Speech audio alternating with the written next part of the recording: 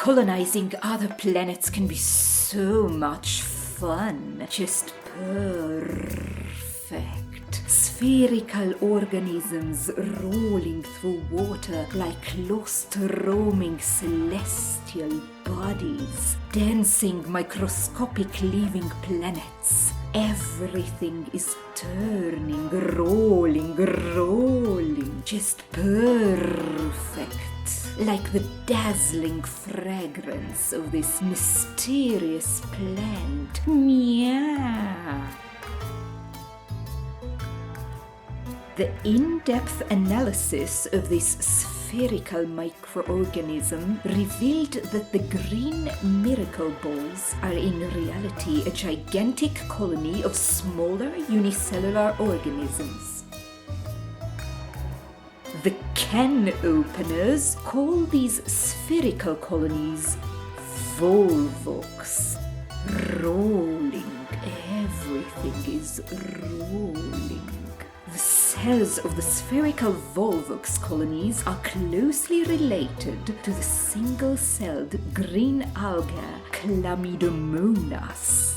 Usually, this Chlamydomonas microorganism exists as isolated individual, but exhibits a very strong propensity to growing into a variety of different colonial forms.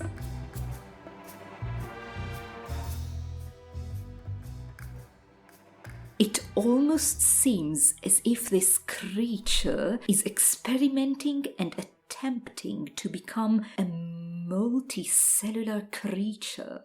Volvox is the culmination of this evolutionary effort. Volvox and its relatives demonstrate that evolution is always in progress. Only the dim-witted can opener species believes that evolution has reached its coronal endpoint. And of course, can openers are the true evolutionary masterpieces. How pathetic! The individual cells of the Volvox colony show a remarkable level of sophistication, similar to higher multicellular life forms, like, for instance, can openers, of course.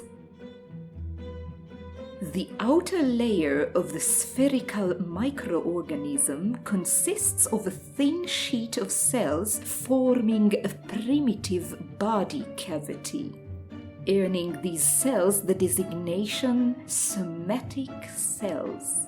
The single cells are embedded in a gelatinous layer sheet called the extracellular matrix. In some Volvox species, the individual cells are connected by plasma bridges, allowing communication and the distribution of nutrients.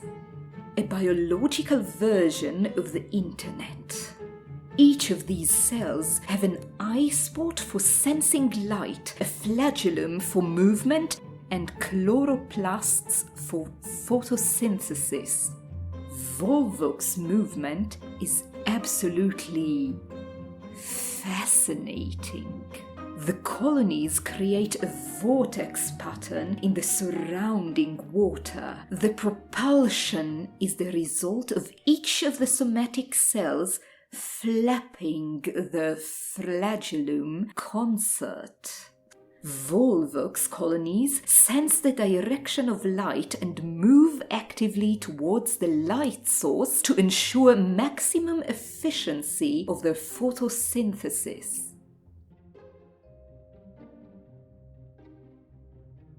The cells on the inside of the Volvox sphere are specialized on reproduction. The so-called germ cells grow into embryos, forming slowly infant daughter colonies on the inside of the mother colony. These algae become pregnant. How fascinating!